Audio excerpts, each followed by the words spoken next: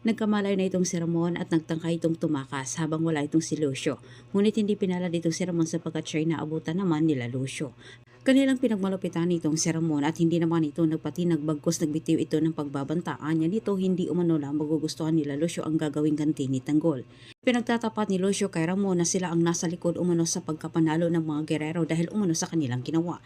Ngunit sa kabilang banda ay kinumbinsi pa rin ni Ramon itong si Lucio na umanib umano sa kanila sapagkat hindi umano dapat pagkatiwalaan ang mga gerero lalo umano itong si Roberto dahil wala umano itong isang salita. Samantala sa kabilang banda, tilang mas mahalaga pa para kay Tanggol ang mabigyan ng hustisya itong sila Fatima ang kanyang mga kaibigan. Ngayong mas pinagtuunan ng panahon ni Tanggol itong si Divina. Una niya itong pinonterya bago umano sila Lucio hanapin ang kanyang ama. Subalit sila Inting sinabi kay Tanggol sila'y naubusan na umano ng oras. Bawat segundo ay mahalaga para sa kanila nanganganib na umano ang buhay ni Ramon.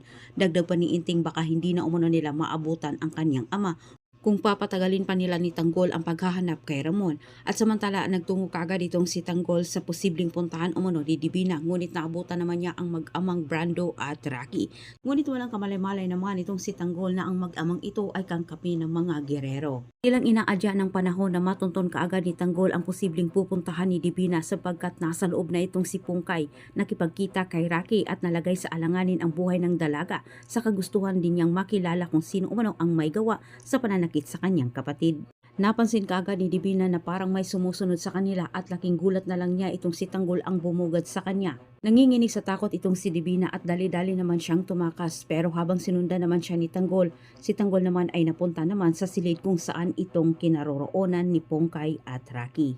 Matapang na nakipaglaban naman itong si Pongkay kay Rocky at naabutan din siya ni Tanggol. Sa tulong naman ni Tanggol, ang dalaga ay nakatakas. Si Divina ang punterya ni Tanggol, napunta naman ito kay Rocky. Dito na nalaman ni Tanggol na itong si Rocky ay anak ni Divina.